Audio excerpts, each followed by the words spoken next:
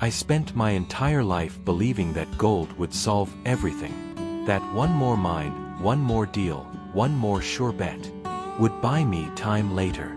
But time does not wait for stubborn men. And by the time I realized that, it was already too late. If you've ever woken up with the feeling that you're chasing something, without knowing exactly what you're leaving behind, this story is for you. My name doesn't matter. Neither does my fortune. What matters is the lesson that took a lifetime to learn. Before we continue, I ask you something simple. Subscribe to the channel. These stories exist to remind us that there is still time, as long as there is still breath. Now, let me tell you how a man of the Old West mistook gold for purpose and paid the highest price anyone can pay. I was still young when I saw gold for the first time. Not in a great amount, just a shy glint among the rocks and mud. But it was enough. In the Old West, gold wasn't just metal. It was a promise. A promise of respect. Of silence at the tables when you walked into the saloon. Of never hearing the word, no, again. My father used to say that wealth doesn't create character, it only reveals it. I laughed at him back then. Tired men say those kinds of things when they're afraid to try. I took my horse, left that simple wooden house, and promised to return when I had something to offer besides dust on my boots. At first, everything seemed right. Long days, cold nights, wounded hands. But every small find pushed me deeper. I told myself, just one more year. Just until the future is secure. Then I'll go back. The problem wasn't the gold. It was the idea that it would solve everything. While I was digging into the earth, something inside me was also being buried. The ability to perceive what truly had value. Before losing it. In time, the gold came. Not like an avalanche, but as a steady sum of small victories. Enough to make me known. Enough to make me absent. Letters arrived. Some full of longing. Others full of questions. In time, they stopped. I told myself that silence meant everything was fine. Men do that when they don't want to deal with the guilt. I built a house larger than I needed. Bought furniture I almost never used. I ate alone at tables made for a family. The Old West respects rich men, but it offers them no true company. Every time someone called me successful, something inside me withered. Because success, I found out too late, is an empty word when there is no one to share it with. I still believed I was in control. That I could go back whenever I wanted. That was my biggest mistake. Thinking that life waits for the perfect moment.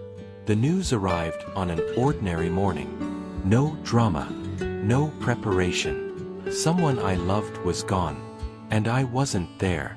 I stood still, holding my hat in my hands, trying to negotiate with God as if he were just another merchant. I'll give it all back, I thought. The gold, the land, the name, everything. But life doesn't make retroactive trades.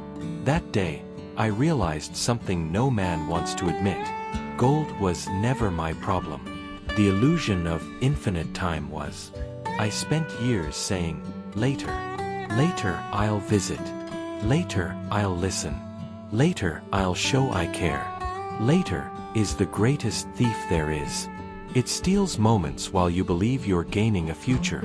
In that heavy silence, I understood that I had won all the wrong battles, and lost the only war that mattered. And the worst part was knowing that no one but me was responsible. I went back home believing the place would welcome me.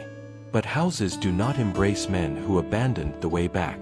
The walls were solid, well built, but they carried a sound I didn't recognize. An echo.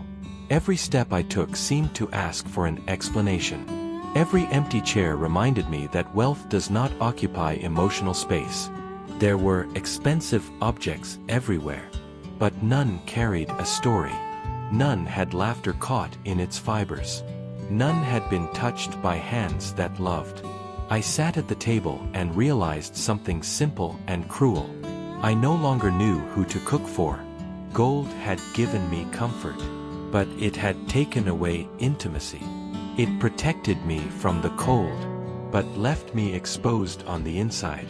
That night, for the first time in many years, I didn't look for maps or contracts. I looked for silence, and the silence answered too loudly. I understood then that loneliness doesn't arrive suddenly. It settles in slowly, while you are too busy winning. The Old West teaches you how to survive, but no one teaches you how to live after the conquest. I began to observe other men like me, rich, respected, alone. They sat in saloons with full glasses and empty eyes. They spoke of business like men speaking of old battles, trying to prove they still mattered. I noticed something unsettling.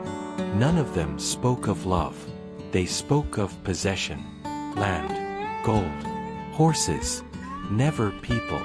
It was as if we had all made the same silent deal, to trade connection for control. These men didn't go home early, not because they had nowhere to go, but because they no longer knew how to get there.